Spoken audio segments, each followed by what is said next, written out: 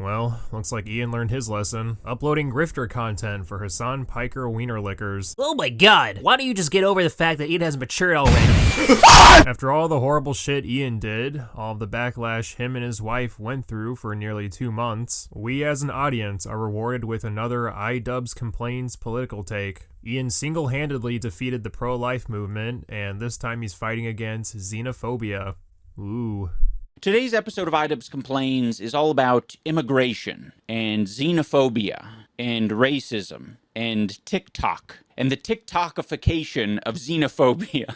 Thank you, Ian. Migrants can now sleep soundly knowing you've got their back. Despite immigration being the subject of this video, we're actually not here to review Ian's take on xenophobia in Europe for 3 main reasons. He's not European, he's never immigrated to Europe, and 3, Ian isn't knowledgeable over the subject. But Diesel, how do you know Ian isn't knowledgeable over this topic if you don't know anything about this topic yourself? While it is true I don't know much about the immigration topic in Europe, that's kind of my point. After watching Ian's video about xenophobia and mass migration in Europe, I've learned absolutely nothing. Probably because Ian used this opportunity to just point fingers and say buzzwords instead of actually fact-checking or providing statistics to back up his claims. The only point of this video is to show that racism still exists. Wow, never would have figured. Samantha says, import third world, get third world. Well, these are not imports, these are human beings, but if you're referring to, you know, there being a farmer's market, that's kind of a first world thing. That's just called a regular market everywhere else. So yeah, you're wrong and you're also stupid.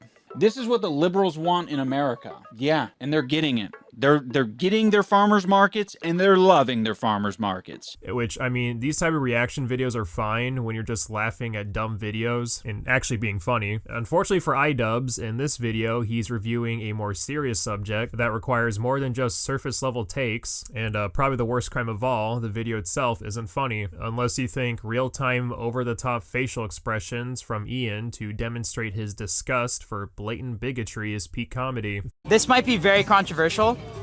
Actually, I can't say it. This is the way I'll say it. Tim Hortons, if I walk into a shawarma restaurant, I don't want to see a white person serving me. Does that make sense? Yeah, 100%. If I walk into a shawarma restaurant and I see a white person serving me, I don't want it. So you can figure out the other side. If I see a white person in there, I'm fucking out. And thank God this wild neck boy didn't say the L word, or else that would have really thrown Idubbbz over the edge. Hey, you leave that oppressed minority alone. Yeah, whatever, lazy bones. You can watch the entire video yourself, but I'm warning you now, the political commentary is worthless and only exists to suck off Hassan fans. It's just identity politics slop. I severely doubt Ian actually cares for or feels bad about issues such as immigration. This new content switch up tells me that Ian is embarrassed about his old videos and wants to change his image by being the complete opposite of what he was years ago. Instead of the persona of apathetic edgelord, Ian has transformed himself into empathetic Chungus. This new anime protagonist wants to save all women and POCs from the evil white man. Anyways, what are we going to review today if not for Ian's brilliant deconstruction of the geopolitical sphere? Well, there's a segment within the video where Ian asks his fans to donate to a cause that he holds very close to his heart. Oh boy, Palestine again. No, that one actually helps people. And these 3 donation links are for 3 particular Twitch streamers who need the money the most. Before I go, I want to bring your guys' attention to some lawsuits that recently dropped.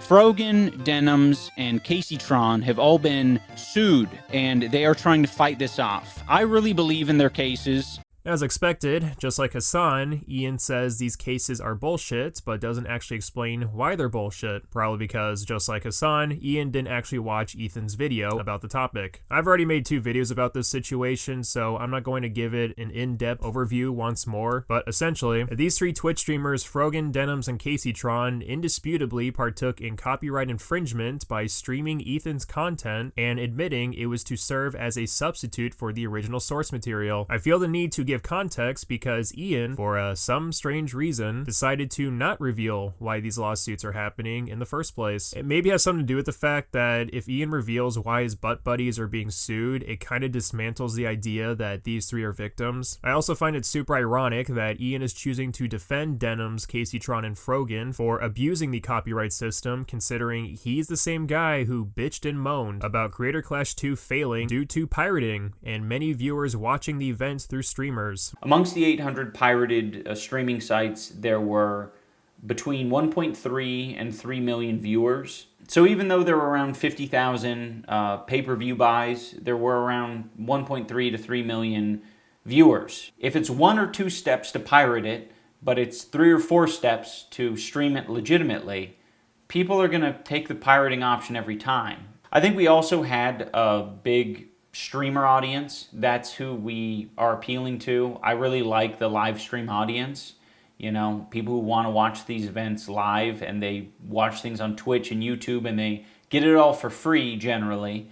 So I think it was, in a lot of ways, bad to appeal to that crowd and not give away the stream for free. But now it suddenly doesn't matter because a couple of hummus pickle orbiters are the targets now.